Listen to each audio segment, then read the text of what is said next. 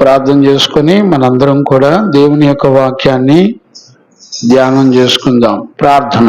మహాపరిశుద్ధుడైన తండ్రి, ఈ సాయంకాల వేళలో మొదటి తిమోతి పత్రిక 4వ అధ్యాయం 1 వచనం నుండి 5 వచనాల్లో ఉన్న అతి శ్రేష్టమైన సంగతులను పరిశుద్ధాత్ముడా, మీరు మంచి బోధకుడిగా నీ ఆత్మ చేత వాక్కు చేత మమ్మల్ని అందరినీ దర్శించి మాతో మాట్లాడుతున్నందుకు కృతజ్ఞతాస్తుతులు చెల్లిస్తున్నాను. తండ్రి, నీ వాక్యములో ఉన్న సత్యమును నీ ప్రజలమైన మాకు గ్రహించుకోవడానికి కృపనిచ్చి, వినగలిగిన చెవులను, గ్రహించుకునే హృదయాన్ని, చూడగలిగిన కన్నులను మీరు మాకు అనుగ్రహించి మమ్మల్ని అందరినీ మీరు మహిమగల నీ రాకడ కొరకు సిద్ధపరిచినందుకు కృతజ్ఞతాస్తుతులు చెల్లిస్తూ, ఈ రాత్రి నీ శక్తి కలిగిన బలమైన స్వరాన్ని వినున్నట్లుగా కృపనిచ్చినందుకు కృతజ్ఞతాస్తుతులు చెల్లిస్తూ యేసు నామంలో అడిగి పొంది ఉన్నాము తండ్రి, ఆమేన్. ప్రార్థన ఆలకించి అడిగినవన్నీ మన జీవితంలో విశ్వాసము ద్వారా జయము పొందినట్లుగా కృపనిచ్చిన యేసయ్యకు స్తోత్రము చేయుదము. స్తోత్రం, స్తోత్రం, స్తోత్రం, స్తోత్రం. తండ్రి, కుమార, పరిశుద్ధాత్మ దేవునికి స్తోత్రము చేయుదము. స్తోత్రం, స్తోత్రం, స్తోత్రం, స్తోత్రం, స్తోత్రం. ఆమేన్. దేవునికి మహిమ కలుగునగాక. Praise the lord. చూడండి నాన్న, మొదటి తిమోతి పత్రిక ఇంచుమించుగా మనందరం 3 అధ్యాయాలు ముగించడానికి దేవుడు చక్కటి కృపనిచ్చాడు. ఈ దినాన 4వ అధ్యాయం ప్రారంభించడానికి దేవుని కనికరం మనలందరినీ దర్శించి మనలందరినీ నడిపిస్తా ఉంది. ఈరోజు రాత్రి మొదటి తిమోతి పత్రిక 4వ అధ్యాయం ప్రారంభం నుండి మొదటి వచనం నుండి 5 వచనాల వరకు మనందరం కూడా దేవుని సన్నిధిలో ధ్యానం చేసుకుందాం. ఆ వాక్యాన్ని చదువుకుందాం. అయితే జాగ్రత్తగా గమనించండి.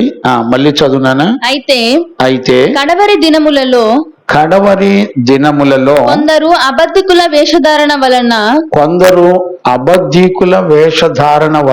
మోసపరచు ఆత్మల యందును దెయ్యముల బోధ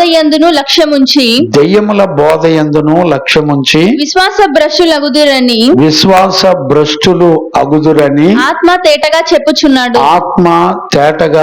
చెప్పుచున్నాడు. ఆ అబద్ధికులు వాత వేయబడిన మనస్సాక్షి కలిగిన వారై వివాహమును నిషేధించుచు సత్య విషయమై అనుభవ జ్ఞానము గల విశ్వాసుల కృతజ్ఞతాస్తుతులు చెల్లించి విశ్వాసులు కృతజ్ఞతాస్తుతులు చెల్లించి పుచ్చుకొని నిమిత్తము దేవుడు సృష్టించిన ఆహార వస్తువులన్నీ కొన్నిటిని తినుట మానవలెనని చెప్పుదురు. దేవుడు సృజించిన ప్రతి వస్తువు మంచిది. కృతజ్ఞతాస్తుతులు చెల్లించి పుచ్చుకొనిన ఎడల ఏదియు నిషేధింపదగినది కాదు. ఏలయనగా అది దేవుని వాక్యము వలనను ప్రార్థన వలనను పవిత్రపరచబడుచున్నది. దేవునికి మహిమ కలుగునుగాక. ఈ 5 వచనాలు తిమోతికి చాలా ఇంపార్టెంట్ విషయాలుగా దైవజనుడు పౌలు బోధించడాన్ని మనం చూడొచ్చు. ఈ లోకంలో ఉన్న దైవజనులందరికీ కూడా ఈ 5 వచనాలు తప్పనిసరిగా ఎరిగి ఉండవలసినటువంటి విషయాలు.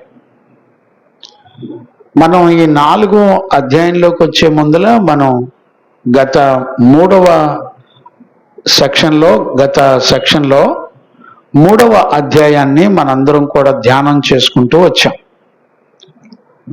ఈ 3వ అధ్యాయంలో చాలా చాలా ఇంపార్టెంట్ విషయాన్ని మనందరం చూడొచ్చు. 3వ అధ్యాయం అంతా కూడా అపోస్తలుడైన పౌలు ఏ మాటలు చెప్పాడంటే 14, 15, 16 వచనాలు చాలా ఇంపార్టెంట్.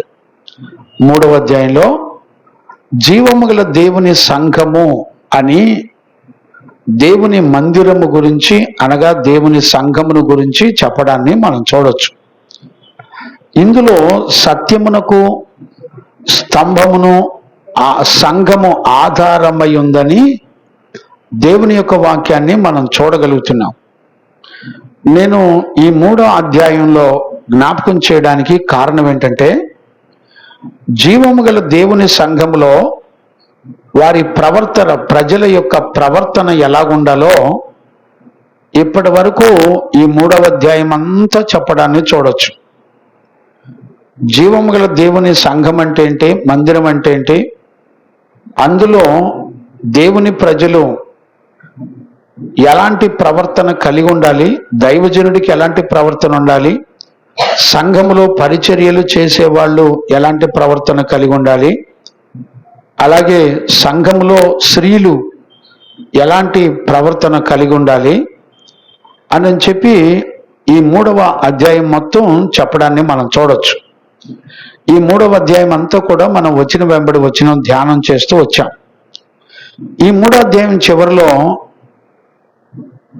సువార్తకు ప్రాముఖ్యమైనటువంటి విషయాన్ని, కారణభూతుడైన యేసుక్రీస్తును గురించి ఈ 16వ వచనంలో 3:16లో సంపూర్ణంగా చెప్పబడింది. అంటే యేసుక్రీస్తు పుట్టుక దగ్గర నుంచి ఆయన పునరుద్ధానుడై లేచే విషయాలన్నీ కూడా ఎవరి కొరకు, ఎందుకు, ఏంటి అనేటువంటి విషయాలన్నీ కూడా మనం గత లాస్ట్ సెక్షన్లో చూసుకుంటూ వచ్చాం. ఇక్కడ 4వ అధ్యాయంలోకి రాగానే ఆ సంఘము సత్యమునకు స్తంభముగా ఉన్నటువంటి సత్య సంబంధమైన సంఘము సత్యమును విడిచిపెట్టి దుర్బోధల తట్టు తిరిగి వారు ఎలా శపించబడుతున్నారో 5 వచనాల్లో అపోస్తలుడైన పౌలు చెప్పడాన్ని మనం చూడొచ్చు. 6వ వచనం నుండి 16 వచనాల వరకు అపోస్తలుడైన పౌలు తిమోతికి సేవ విషయాల్లో ఒక సంపూర్ణమైన సంగతుల గురించి బోధించడాన్ని మనం నెక్స్ట్ క్లాస్లో చూడొచ్చు. ఈరోజు వీలైనంత వరకు వాస్తవానికి ఈ వచనాలు అవ్వవు, కానీ నేను క్లుప్తంగా మీకు చెప్పడానికి నేను ప్రయత్నం చేస్తున్నాను.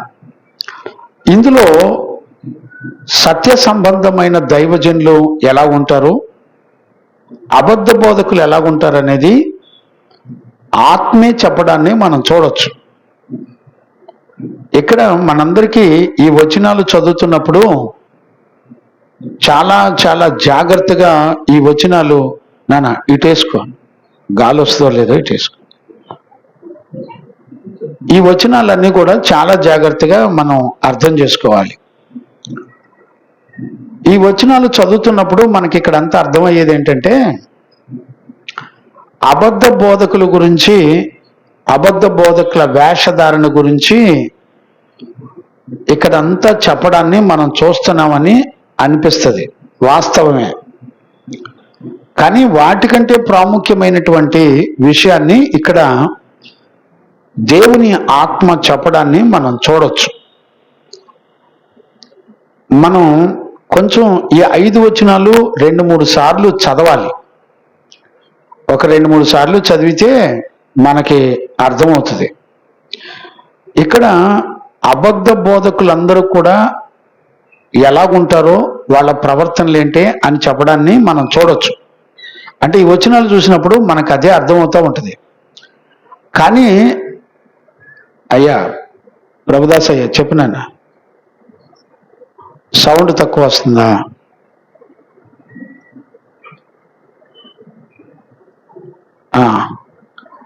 నాన్న లైవ్లో ఉన్న పిల్లలందరూ ఒకసారి మాట్లాడండి. వాక్యం వినపడుతుంది అయ్యా? నాన్న క్లారిటీగా ఉందా? రైట్ రైట్, నా మాట వినపడుతుంది అయ్యా? రైట్, జాగ్రత్తగా అర్థం చేసుకోండి. ప్రభుదాస్ అయ్యా వినపడుతుందా? రైట్, కొంచెం జాగ్రత్తగా అర్థం చేసుకోండి. దేవునికి మహిమ కలుగునగాక. Praise the lord.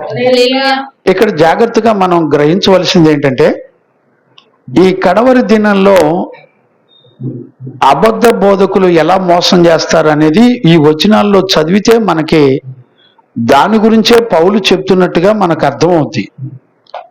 కానీ ఇంకొంచెం లోతుగా వెళ్ళి గనుక దేవుని యొక్క వాక్యంలో మనం చూడగలిగితే, ఇక్కడ ప్రారంభ వచనాలు మళ్ళొకసారి చదువునానా, 4వ అధ్యాయము మొదటి వచనాన్ని ఒకసారి నేను చదివిస్తాను.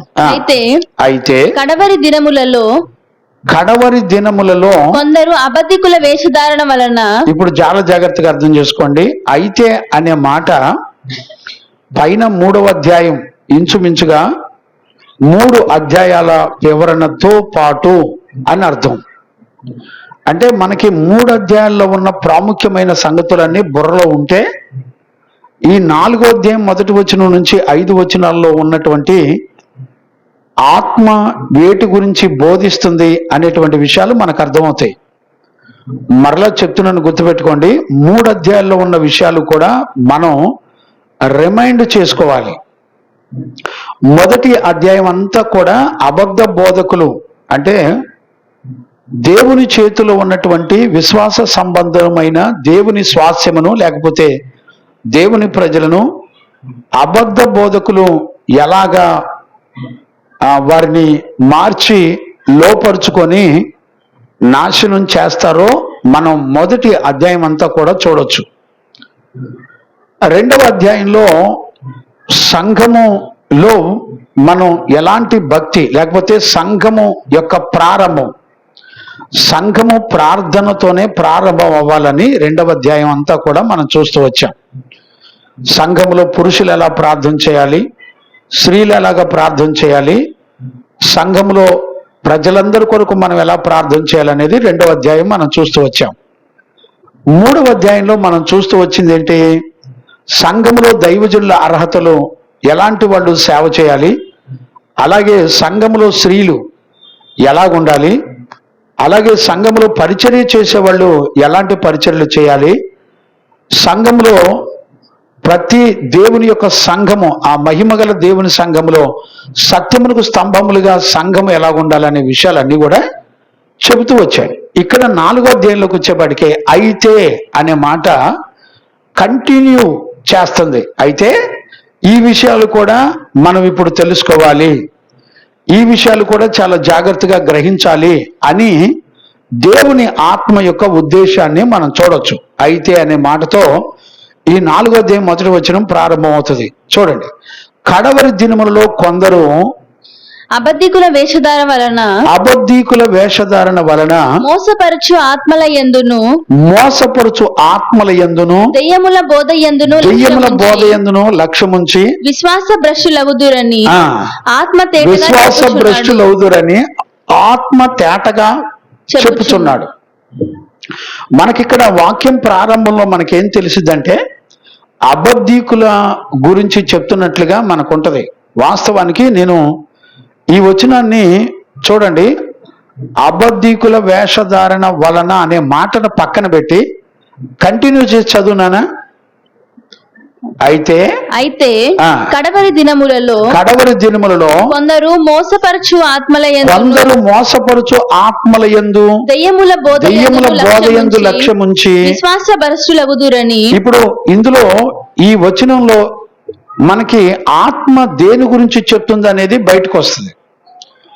ఇప్పుడు చూడండి, అబద్ధీకుల వేషధారణ అనే పదాన్ని కొంచెం పక్కన పెడితే వాక్యం ఏం చెప్తుందంటే, కడవరి దినములలో కొందరు మోసపరుచు ఆత్మల యందును దెయ్యముల బోధ యందును లక్ష్యముంచి విశ్వాస భ్రష్టులు అవుతున్నారని ఆత్మ తేటగా చెప్తుంది. అంటే ఇక్కడ మెయిన్ కంటెంట్ అంతా దేనిలో ఉందంటే, విశ్వాసంలో భ్రష్టులైపోతున్నారంట. ఇది అంత్య దినాల్లో జరిగేటువంటి, కడవరి దినాల్లో జరిగేటువంటి అతి భయానకరమైనటువంటి విషయం. అంటే ఇప్పుడు సంఘం తెలుసుకోవలసినటువంటి ప్రాముఖ్యత ఏంటి, ఏ విషయాన్ని తెలుసుకోవాలంటే, కడవరి దినాల్లో మోసపరుచు ఆత్మల యందు దెయ్యముల బోధ యందు లక్ష్యముంచి విశ్వాస భ్రష్టులైపోతున్నారు. అంటే విశ్వాసం లేకుండా ఈ ఒక దుర్బోధ వలన, దెయ్యముల బోధ వలన భ్రష్టులైపోతున్నారని వాక్యం చెప్తుంది. ఇప్పుడు దైవజనుడిగా నేనేం అడుగుతున్నానంటే, విశ్వాస భ్రష్టులు అంటే ఎవరిని అనొచ్చు, మనం ఎవరిని గుర్తుపట్టొచ్చు? ఒక మాట మీరు చెప్పగలుగుతారా? విశ్వాస భ్రష్టులని ఎవరిని అనొచ్చు చెప్పండి. ఉదాహరణకి మీరు అర్థం చేసుకోగలిగితే, త్వరగా అర్థం అవ్వాలంటే ఇస్కరియోతు యోధాని గురించి మనం చెప్పుకోవచ్చు. అంటే ఇస్కరియోతు యోధ 12 మంది శిష్యుల్లో ఒకడై ఉండి, అతను విశ్వాసమునకు కర్త అయిన దేవుని విడిచిపెట్టి ధన వ్యామోహం తట్టు తిరిగిపోయి ఏమయ్యాడంటే విశ్వాస భ్రష్టుడైపోయాడు. ఇప్పుడు అంత్య దినాల్లో ఆత్మ ఎందుకు చెప్తుంది ఈ విషయాన్ని అనేది మనం ఆలోచించాలి. ఇప్పుడు ఈరోజు రాత్రి ఈ 5 వచనాల యొక్క భావాన్ని గనక మనం సరిగ్గా గ్రహించుకోకపోతే, ఇక్కడ ఆత్మ సంఘముల పైన ఎలా పనిచేస్తున్నాడు అనేది కూడా గుర్తుపట్టలేం. మరలా చెప్తున్నాను, గుర్తుపెట్టుకోండి. పరిశుద్ధాత్ముడు సంఘముల విషయంలో, దేవుని సంఘము విషయంలో ఆయన ఎంత బాధ్యత కలిగి ఉన్నాడు అనేది మనకి చాలా చక్కగా అర్థమవుతుంది. మరలా చెప్తున్నాను, గుర్తుపెట్టుకోండి.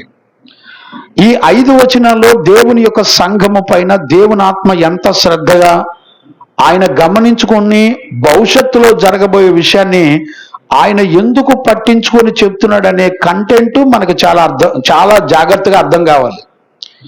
అంటే ఈ రోజున దేవుని సంఘానికి విరోధంగా ఉన్నటువంటి శత్రువు యొక్క జాడలన్నిటినీ కూడా ఆత్మే ప్రత్యక్షపరుస్తుంది, ఆత్మే ముందుగా సంఘానికి తెలియచేస్తుంది అనే సంగతి మనం గుర్తుపెట్టుకోవాలి. ఆత్మ దేని గురించి మాట్లాడుతుందంటే విశ్వాస భ్రష్టులైపోతున్నారని చెప్తుంది.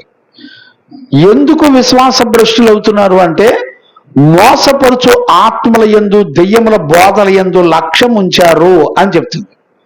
అంటే లక్ష్యం ఉంచటం అంటే ఏంటి? వీళ్ళు సత్యమునకు సంభముగా, మన గనక 15వ వచనం చదివితే 3వ అధ్యాయం చూడండి ఆయన, 1 తిమోతి పత్రిక 3వ అధ్యాయం 15వ వచనం చదువునానా. అయినను నేను ఆలస్యము చేసిన పక్షమున చేసిన ఎడల దేవుని మందిరములో అనగా జీవము గల దేవుని సంఘములో జనులు ఎలాగూ ప్రవర్తించవలనో అది నీకు తెలియవలనని ఈ సంగతులను నీకు రాయుచున్నాను. ఇప్పుడు జాగ్రత్తగా వినండి. ఆ సంఘము సత్యమునకు స్తంభముగా సత్యమునకు స్తంభమును ఆధారమునై ఉన్నది. ఇప్పుడు చూడండి, యుద్ధం ఎక్కడ జరుగుతుంది, ఎవరితో జరుగుతుందంటే వాయుమండల దురాత్మల సమూహాలతో మహాయుద్ధం జరుగుతుంది. ఎలాంటి యుద్ధం జరుగుతుంది? సంఘము దేనికి స్తంభమో ఆధారమై ఉందో తెలుసా? సంఘము అనేది సత్యమునకు స్తంభమును ఆధారమునై ఉంది. ఇప్పుడు చూడండి, ఒక బిల్డింగ్కి ఒక పిల్లరు ఎలా ఆధారంగా ఉంటుందో, సంఘము సత్య సంబంధమైన దేవుని వాక్యానికి అలా పిల్లర్గా ఉండి ఆధారంగా ఉంది. ఇప్పుడు సాతాను ఎక్కడ యుద్ధం చేస్తుంది, ఏ విషయాల్లో యుద్ధం చేస్తుంది అని అంటే, చూడండి, సత్య సంబంధమైన దేవుని వాక్యానికి భిన్నమైన బోధ చేస్తూ, అది దెయ్యముల బోధ చేస్తూ ఏం చేస్తుందంటే, సత్య విషయంలో విశ్వాసం ఉంచనీయకుండా, సత్యవాక్యమందు విశ్వాసం ఉంచనీయకుండా భ్రష్టులుగా చేస్తుంది. జాగ్రత్తగా అర్థం చేసుకోండి. సత్యమునకు స్తంభముగా ఉండవలసినటువంటి దేవుని సంఘము ఈ రోజున ఏమైపోతుందంటే, మీరు చూడండి, సత్యమును విడిచిపెట్టినప్పుడు దైవజనుడు గుండెలు బద్దలైపోతా ఉంటాయి. ఏ సంఘములోనైనా దైవజనుడు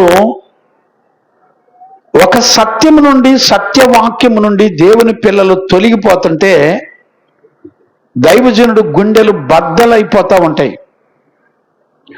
నేను ఈరోజు ధ్యానం చేస్తున్నప్పుడు ఇది చాలా కష్టమైందిగా అనిపించింది. అంటే ఒక దెయ్యముల బోధ, అంటే అబద్ధ బోధ వెనక ఎవరుంటున్నారంటే ఒక దెయ్యముల సమూహాలతో ఒక దుర్బోధకుని అడ్డం పెట్టుకొని యుద్ధం చేస్తున్నట్లుగా నేను చూశానండి. ఎలాంటి యుద్ధం అంటే ఇది విశ్వాస విషయాలలో భ్రష్టత్వాన్ని తీసుకొచ్చి సంఘమును భ్రమపరిచి మోసపరచడాన్ని మనం ఇక్కడ చూడొచ్చు. ఈ రోజున మనకు అర్థం కావలసినటువంటి ఒక విషయం ఏంటంటే అంత్య దినాలు అంటే ఏంటి, లేకపోతే కడవరి దినాలు అంటే ఏంటి. అంత్య దినాల్లో మొట్టమొదట మనకు అర్థం కావాల్సింది ఏంటంటే విశ్వాసము నుండి భ్రష్టులైపోవడాన్ని మనం చూస్తున్నాం. ఇప్పుడు కడవరి దినాలంటే చాలా మందికి కొన్ని సందేహాలు ఉండొచ్చు. కడవరి దినాలంటే ఏంటి, అంత్య దినాలంటే ఏంటి అనేటువంటి విషయాలు మనలో చాలా మందికి సందేహాలు ఉంటాయి. ఈ మాటను నేను ఒక 2-3 విషయాల్లో చెప్పి తర్వాత అబద్ధముల బోధ యందు మోసపరుచు వేషధారుల బోధ ఎలా సంఘాన్ని ఎవరెవరు కలిసి మోసం చేస్తున్నారనే విషయాన్ని మనం ఇక్కడ దేవుని యొక్క వాక్యంలో మనం చూసుకోవచ్చు. దేవునికి మహిమ కలుగును గాక. Praise the Lord. అంటే ఇప్పుడు ఈ 4వ అధ్యాయంలో 5 వచనాల్లో ఇంపార్టెంట్ విషయం ఏంటంటే విశ్వాస భ్రష్టులైపోతున్నారని ఆత్మ తేటగా చెప్తుంది. ఇక్కడ మనందరం గమనించుకోవాల్సింది ఏంటంటే ఒక వ్యక్తిని కానీ లేకపోతే దేవుని సంఘాన్ని కానీ మారు మనసు పొంది రక్షించబడిన తర్వాత, దేవుని యొద్దకు వచ్చిన తర్వాత, రక్షించబడిన తర్వాత, ప్రభుని సొంత రక్షకునిగా అంగీకరించిన తర్వాత, ఇటు దేవుని సంఘంలో చేర్చబడిన బిడ్డలందరినీ కూడా దేవుని ఆత్మ బాధ్యత తీసుకొని కాపాడుతుందనే సత్యాన్ని మనం గుర్తుపట్టాలి. ఇప్పుడు ఆత్మ సంఘము ముందుగా మోసపోకుండా ముందుగానే పరిశుద్ధాత్ముడు చెప్తున్నటువంటి సత్యం ఏంటంటే మీరు విశ్వాసము నుండి సత్యము నుండి తొలగిపోయి భ్రష్టులైపోతున్నారని ఆత్మ చెబుతుంది. అంటే సంఘముగా చేర్చబడిన దేవుని పిల్లలను ఆత్మ ఎన్నడూ విడిచిపెట్టదో. ఈ విషయాన్ని మనందరం కూడా చాలా చాలా జాగ్రత్తగా గుర్తుపెట్టుకోవాలి. అంటే ఎప్పటికప్పుడు పరిశుద్ధాత్మ మనతో ఉండి సాతాను యొక్క యుక్తిని అంతటిని బట్టబయలు చేస్తూ మనకి గ్రహింపునిచ్చి మనలను కాపాడుతూ ఉంటుంది అనేటువంటి సత్యాన్ని ఆత్మ చెబుతుందట. ఆత్మ మనిషిని ఎన్నడూ కూడా విడిచిపెట్టడం. అంటే అర్థం ఏంటి, మనందరం రక్షించబడిన తర్వాత మనందరం కూడా దేవుని యొద్దకు చేర్చబడే వరకు ఒక మనిషి యొక్క ఆత్మను రక్షించి మనందరం పునరుద్ధానంలో లేపబడి ప్రభుని ఎదుర్కొనే వరకు, మనందరం దేవుని రాజ్యం చేరే వరకు ఆత్మ యొక్క కాపుదల్లో ఉంటామో అనేటువంటి విషయాన్ని కూడా మనం గుర్తుపట్టవచ్చు. అంటే ఒకవేళ నువ్వు సంఘములో పరిశుద్ధుల చేత బోధించబడి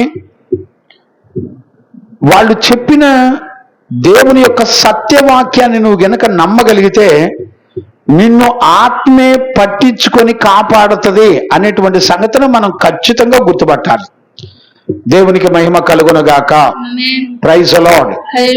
ఈరోజు రాత్రి ఇందులో చాలా ఉన్నాయండి, కానీ నేను కొంచెం క్లుప్తంగా కొన్ని విషయాలు మనకి అర్థమయ్యే విషయాల వరకు బోధించాలని నేను ప్రయత్నం చేస్తున్నాను. దేవునికి మహిమ కలుగునుగాక.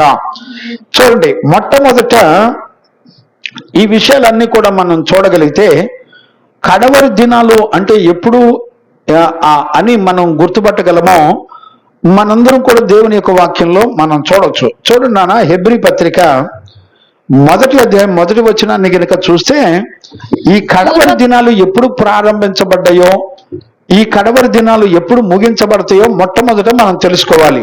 చదువు. కాలమందు నానా సమయములలోను నానా విధములుగాను ప్రవక్తల ద్వారా పితరులతో మాట్లాడిన దేవుడు. ఇది చూడండి, మళ్ళొకసారి చదువునానా.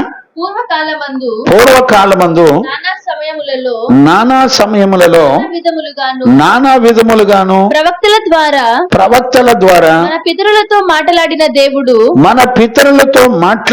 దేవుడు ఈ దినముల అంతమందు కుమారుని ద్వారా చూడండి, ఈ దినముల అంతమందు లేకపోతే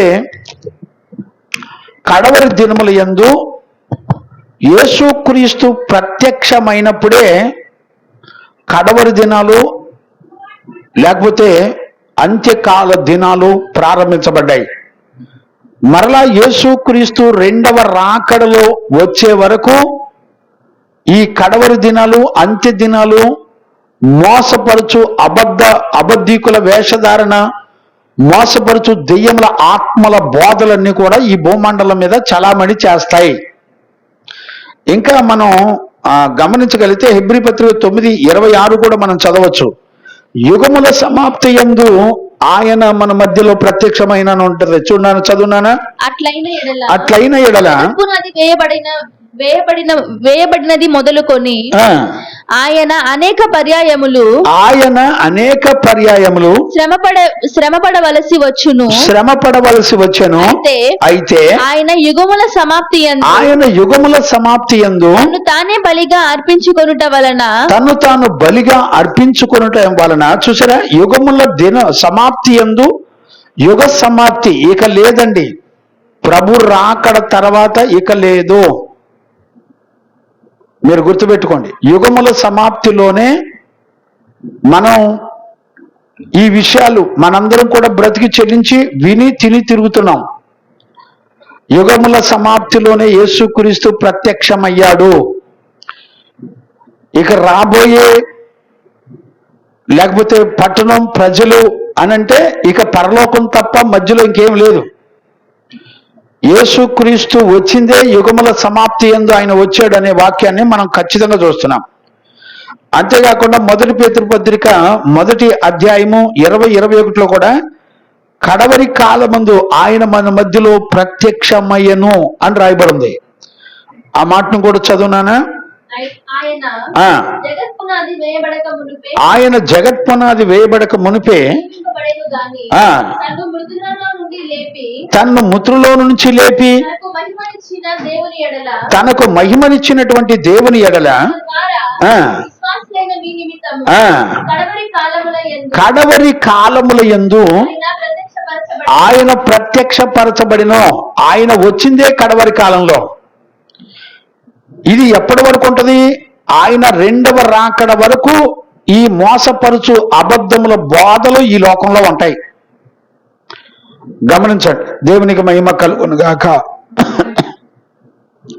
ఇంకొంచెం తేటగా చూడాలనుకుంటే 1 యోహాను పత్రిక 2వ అధ్యాయం 18వ వచనం 19వ వచనం చదువునానా. 1 యోహాను పత్రిక 2వ అధ్యాయం 18వ వచనం చదువునానా.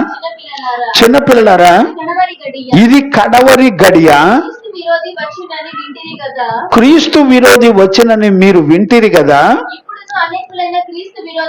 ఇప్పుడు కూడా అనేకులైన క్రీస్తు విరోధులు బయలుదేరి ఉన్నారు. ఇప్పుడు గమనించారా, ఇది కడవరి గడియలో అబద్ధ క్రీస్తులు, అబద్ధ బోధకులు అనేకులు బయలుదేరారు. ఖచ్చితంగా గుర్తుపెట్టుకోండి. ఎందుకు బయలుదేరారు?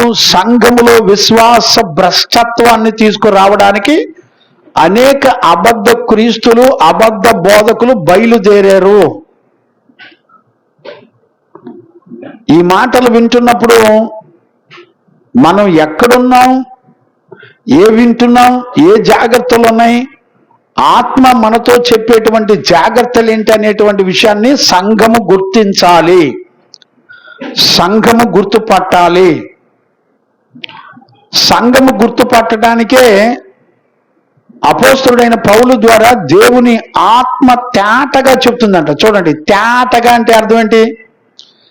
తేటగా అంటే అరమరికలు లేకుండా, సందేహం లేకుండా, రెండవ తలంపు పుట్టకుండా, లేదంటే తేటగా స్పష్టముగా అని అర్థం.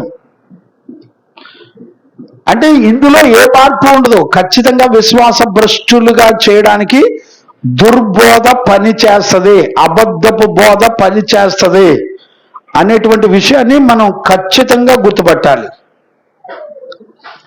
దేవునికి మహిమ కలుగును గాక.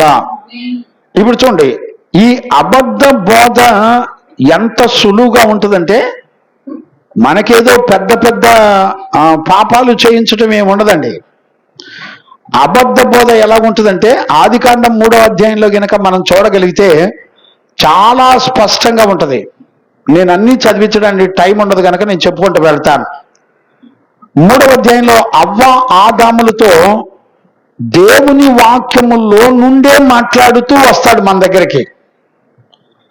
ఇప్పుడు మనకు అర్థం కావాల్సింది ఏంటంటే, విశ్వాస భ్రష్టత్వంలోకి తీసుకెళ్ళడానికి దైవజనుడితో పాటు, అంటే ఇప్పుడు మనకు అర్థం కావాల్సింది ఏంటి, ఏ దైవజనుడిని ఎన్నిక చేసుకుంటాడు అపవాది, అబద్ధ బోధకులను ఎవరు అపవాది ఎలా ఎన్నిక చేసుకుంటాడు అనేది గుర్తుపట్టాలి. వాడి వెనక, అబద్ధపు బోధల వెనక ఎన్ని శక్తులు, ఎన్ని వాయుమండల దురాత్మల శక్తులు పనిచేస్తాయో గుర్తుపట్టాలి. ఎంతమంది సైన్యం ఇక్కడ ఒక దైవజనుడు వెనక పనిచేస్తుంది అనేది మనందరం కూడా గుర్తు పట్టాలని ఒక దైవజనుడిగా మిమ్మల్ని బతిలాడుకుంటున్నాను. మనందరం అనుకుంటాము ఇతను కూడా చెప్పేది వాక్యమే కదా, తప్పేముంది అనుకుంటాం. కానీ ఒక అబద్ధ బోధ వెనక ఏం పనిచేస్తుంది అని అంటే, దేవుడు ఏది మాట్లాడాడో దానిలో నుంచి కలిపి చెరిపి మాట్లాడుతుంది అంతే. అంటే వాక్యమే మాట్లాడుతుంది కానీ కలిపి చెరిపి మాట్లాడుతుంది. ఏమంటదంటే, యేసుక్రీస్తు దేవుడు కాదు అంటది, చాలు, ఇక ఇంతకు మించి నిన్నేం చెయ్యక్కర్లా. అంటే అక్కడే అబద్ధ బోధలో నువ్వు నిలబడ్డావన్న సంగతి నువ్వు గుర్తుపట్టచ్చు.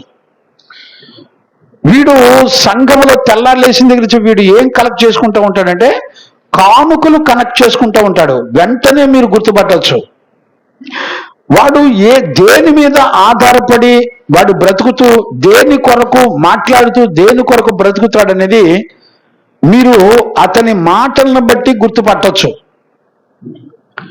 ఈరోజు రాత్రి దేవుని వాక్యాన్ని వింటున్న దేవుని పిల్లరా, చాలా చాలా జాగ్రత్తగా గ్రహించుకోవాలి. అంటే ఇక్కడ ప్రాముఖ్యంగా మనకు అర్థం కావలసినటువంటి విషయం ఏంటంటే, అబద్ధ బోధ చేయడానికి ఎవరిని సాతాను సెలెక్ట్ చేసుకుంటాడనేది మనం గుర్తుపట్టాలి. దీన్ని గుర్తుపట్టడం చాలా కష్టం ఈ రోజుల్లో. ఎందుకనంటే వాడు కూడా తీసుకొని వచ్చేది వాక్యాన్ని, దేవుడు మాట్లాడిన దాన్నే తీసుకొని వస్తాడు.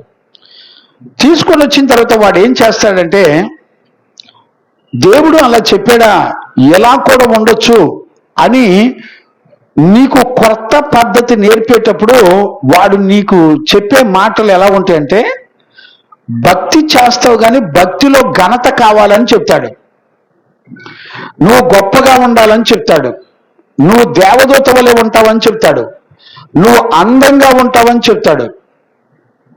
ఈ రోజున సేవకులు ఎలా ఉన్నారంటే, అందం కొరకు, వాళ్ళ కోట్లు సూట్లు కొరకు వాళ్ళ ఫోను, పాస్టర్ల దగ్గర ఉన్న ఫోన్ ₹1,00,000 ఫోన్లు ఉంటాయండి. ₹1,00,000 ఫోన్ ఉంటుంది. బిడ్డలారా, మీరు గుర్తుపట్టకపోతే వాడు తెల్లారు లెగిస్తే మీ దశమ భాగాల గురించి మాట్లాడుతూ ఉంటాడు వాడు. మీరు ఎన్నడూ కూడా గుర్తుపట్టలేనంత మృదువుగా తీయటి మాటలు చెబుతూ, మీరు చిరిగిన చొక్కాలు వేసుకొని ₹10 కానుకలు వేస్తే వాడు ₹1,00,000 ఆ కోట్ వేసుకొని నీకు వాక్యం చెప్తూ ఉంటాడు. వాడు డిస్కో లైట్లు పెట్టి నీ మనసును భ్రమపరుస్తూ దేవుడు నన్ను ఎంత దీవించాడో చూడని చెప్తా ఉంటాడు. వాడు ఎలా ఉంటాడంటే, వాడి పేరు మీద ఆస్తులు, వాడి పేరు మీద సంఘాలు, వాడి పేరు మీద గొప్పలు, ఘనతలు, డిగ్రీలు, వాల్యూస్ పెంచుకొని కనపడతా ఉంటాడు. ఈ రోజున అర్థం కానిది ఏంటంటే, ఆదిమ అపోస్తులు వాళ్ళు సంఘంలో సేవ చేసినప్పుడు వాళ్ళు ఎక్కడా కూడా వాళ్ళ పేరు మీద చరస్థిరాస్తులు కొనుక్కోలేదు కొనుక్కోలేదు. ఆ రోజున సంఘం ఇచ్చింది ఏంటో తెలిసిన, ఇళ్ళు వాకిళ్ళు అమ్మేసి ఇచ్చారండి. ఇళ్ళు వాకిళ్ళు అమ్మేసిస్తే ఆ రోజున అపోస్తులు సంఘంలో ఏం చేశారో తెలిసిన, సంఘంలో ఉన్న ప్రతి పేదవానికి, ప్రతి సమస్యలో ఉన్నవానికి, అప్పులు ఉన్న వాళ్ళకి తీర్చేశారండి. ఈ రోజున సేవకుడు ₹1,00,000 కోటు కొనుక్కొని రెయిన్బో కలజోడు పెట్టుకొని పిల్లిగడ్డం పెట్టుకొని చక్కగా వాక్యం చెప్తారు, తీయటి మాటలు చెప్తూ. అదే ₹1,00,000 కోటుకో పెట్టే డబ్బులు ₹1,00,000 ఒక పేదవాడికి అప్పుల్లో మూలిగేవాడికి ఇవ్వగలడండి. ఈ రోజుల్లో గుర్తుపట్టలేరండి. గ్రహించుకోవడం చాలా చాలా కష్టం. నేను చెప్తాను, జాగ్రత్తగా అర్థం చేసుకోండి. ఆదామును అవ్వని మోసపరిచెను అని రాయబడింది. అపవాది మోసపరిచే. ఎలా మోసపరిచాడు? ఇప్పుడు నువ్వు దేవదూతలాగా ఉంటావు. చూడండి ఆ ప్రకటన మాటలు చూడండి. దేవుడు ఇచ్చిన ఆజ్ఞలో ఏముందంటే, నీవు పండు తిను దినమున నీవు చస్తావు అంటే అర్థం ఏంటి? దేవుడు మాట్లాడిన మాటలో జీవం ఉంది, ఆ మాట కాదు అంటే మరణం ఉంది అనేటువంటి విషయాన్ని దేవుడు స్పష్టంగా చెప్పాడు. ఇప్పుడు చూడండి, దైవజనుడు ఎలా ఉండాలి అనేది స్పష్టంగా, దైవజనుడు సంఘానికి వాక్యం చెప్పే దైవజనుడు, ఒక ఆత్మను రక్షించే దైవజనుడు సంఘంలో ఎలా ఉండాలి అనేటువంటి విషయాన్ని దేవుడు చెప్పాడు. అది కాకుండా ఏది జరిగించినా అది ఖచ్చితంగా అది మరణానికే అనే సంగతి ఈ రోజున గుర్తుపట్టే వాళ్ళు ఎవరు లేరు. ఈ రోజున వాల్ పోస్టులు, బ్యానర్లు, ఫోటోలు, వీడియోలు లేకుండా వాక్యం చెప్పే సేవకులు లేరండి. ఈ రోజున తానెవడో చెప్పుకోవాలి. తానెవడో చెప్పుకునేవాడు ఎవడో తెలిసిన, అపోస్తల కార్యాలు 8వ అధ్యాయంలో రాయబడింది. ఏమని రాయబడింది తెలిసిన? గారడీ వాడు తానెవడో చెప్పుకున్నాడంట. గారడీ చేసే సీమోను ఇప్పుడు తానెవడో చెప్పుకుంటూ ప్రజలందరికీ కనపరుచుకుంటూ ఇతడే దేవుని ఆత్మ కలిగిన సేవకుడు అని ప్రజలలో కొనియాడబడుతూ ఉంటాడు. ఇదే జాగ్రత్తగా అర్థం చేసుకోండి.